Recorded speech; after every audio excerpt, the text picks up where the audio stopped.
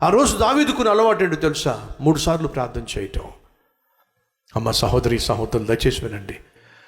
నువ్వు వర్ధిల్లుతున్నప్పుడు సైతాన్ ఏం చేస్తాడో తెలుసా? నీ ప్రార్థన మీద దాడి చేస్తాడు. నిన్ను ప్రార్థన చేయకుండా చేస్తాడు, మోకరించకుండా చేస్తాడు.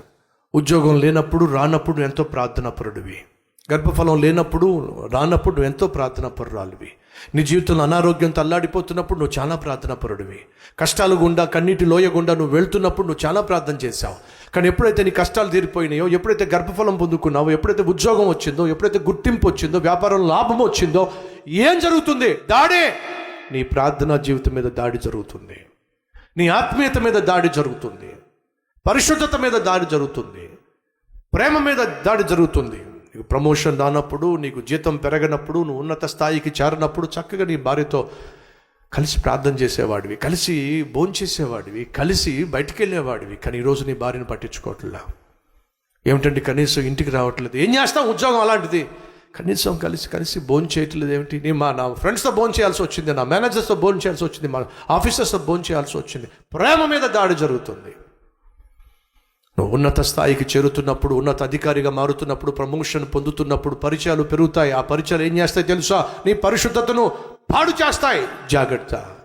ఈరోజు మనలో కొంతమంది ఉన్నత స్థాయికి వస్తూ పరిశుద్ధతను పోగొట్టుకుంటున్నారు, దేవునితో ఉన్న సత్సంబంధాన్ని పోగొట్టుకుంటున్నారు.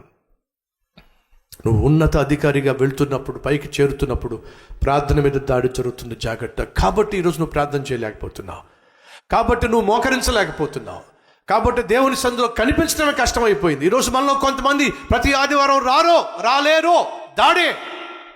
ఎందుకని? నాకున్న ఉద్యోగం అలాంటిదండి. ఏమిటండి? బోడి ఉద్యోగం. దానియేలు దేశంలో రాజు తర్వాత ఉన్న పోస్ట్లో ఉన్నాడు. రోజుకు 3 సార్లు ప్రార్థన చేయగలిగాడు. వారానికి ఒక్కసారి నువ్వు దేవుని మందిరానికి రాలేవా? దావీదు మహారాజు ఏమన్నాడో తెలుసా? నీ మందిర ఆవరణంలో ఒక్క దినము గడుపుట మహా భాగ్యము. ఒక కోరిక నేను కోరుతున్నాను నాయన, ఆ కోరిక నాకు సిద్ధింపచేయి. ఏమిటి? చిరకాలము నేను నీ మందిర ఆవరణంలో ఉండాలని ఆశపడుతున్నాను. దావీదు లాంటి వాడే దేవుని సన్నిధిలో, దేవుని మందిరంలో కూర్చోడానికి వచ్చి కలిసి దేవుని ఆరాధించడానికి సమయాన్ని కేటాయిస్తే, బోడి నువ్వు చేసే ఉద్యోగాన్ని ఆధారం చేసుకొని నాకు ఖాళీ లేదని చెప్పిన దేవుడు నవ్వుతాడో? నీ జీవితం నవ్వులు పాలు కాక మునిపే నువ్వో దేవునితో తగ్గించుకుంటే మంచిది. దానియేలు అధికారం ముందు నీ అధికారం, నా అధికారం ఏమిటి చెప్పండి? ఖాళీ లేదు బ్రదర్, టైం ఉండడం లేదు బ్రదర్. సాకులు చెప్పొద్దు, సోది చెప్పొద్దు. దేవుడు కళ్ళు ఎర్ర చేస్తే నీ ఉద్యోగం ఏమవుతుంది, నీ వ్యాపారం ఏమవుతుంది, నీ కథ కంచెకు చేరుతుంది. ఈ విషయాన్ని మర్చిపోవద్దు. దానియేలు ఉన్నత స్థాయికి వెళ్తున్నప్పుడు దాడి జరిగింది. అసూయ దాడి జరిగించింది. ఏమిటి? ప్రార్థన మీద. ఏమిటి? అధికారం మీద దాడి జరిగింది. ఆ రోజు దానియేలు తీర్మానం తీసుకున్నాడు. ఏమిటి? ప్రాణమైనా పోగొట్టుకుంటాను కానీ ప్రార్థనను మాత్రం నేను పోగొట్టుకోను. అధికారానైనా పోగొట్టుకుంటాను కానీ నా ప్రార్థనా జీవితాన్ని పోగొట్టుకోను. మోకరించాడో, తీసుకెళ్ళి సింహాల బోన్లో పడవేశారు. ఏం జరిగింది? ఏ దేవునికైతే దానియేలు ప్రార్థన చేశాడో ఆ దేవుడే తన దూతను పంపించాడు, సింహాల నోర్లు మూయించాడు. ఆ తర్వాత ఏం జరిగిందో మీకు తెలుసా? ఎవరెవరైతే దానియేలుకు వ్యతిరేకంగా నిలబడి దానియేలు మీద ఈ పన్నాగం పన్నారో వాళ్ళను, వారి కుటుంబాన్ని, వారి బిడ్డలను అందరినీ తీసుకెళ్ళి సింహాల బోన్లో పడేశారు, సింహాల గుహలో పడేశారు. దానియేలు మీద అసూయపడిన వాళ్ళేమో చచ్చిపోయారు. ప్రార్థనా జీవితాన్ని, ఆత్మీయతను కాపాడుకున్న దానియేలేమో ఉన్నత స్థాయికి చేరిపోయాడు. సహోదరులు, సహోదరిలో, నువ్వు ఎదిగేటప్పుడు, ఉన్నత స్థాయికి ఎదిగేటప్పుడు ప్రమాదాలు పొంచి ఉంటాయి.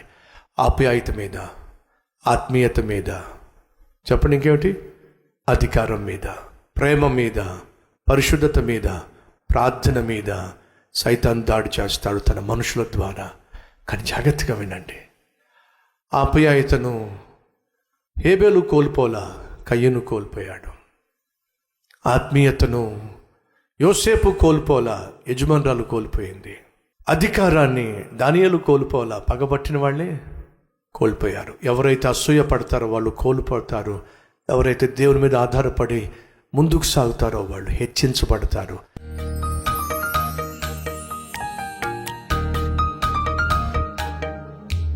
శుద్ధుడమైన తండ్రి, విలువైన సందేశం ద్వారా విలువైన జీవితం జీవించడానికి మీరు చూపినటువంటి కృప కొరకే వందనాలు. వెత్తబడిన ఈ సందేశం మా జీవితాలను మార్చాలి, బాగు చేయాలి, మరింతగా నాయన నీకు దగ్గరగా చేర్చాలి.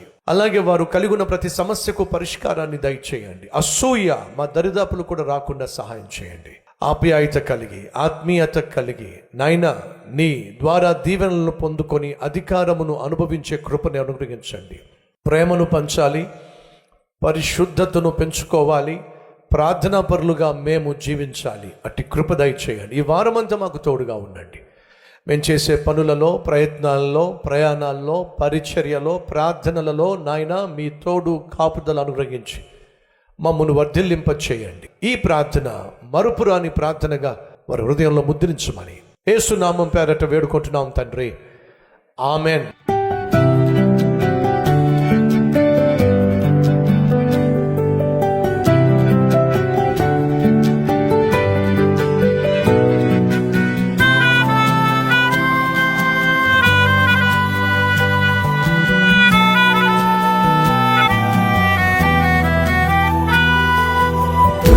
డైలీ డివోషన్ మీకు ఆశీర్వాదకరంగా ఉంటే 10 మందికి షేర్ చేయండి, లైక్ చేయండి, ఒక కామెంట్ పెట్టండి. దేవుడు మీకు తోడై ఉండును గాక. షలోమ్.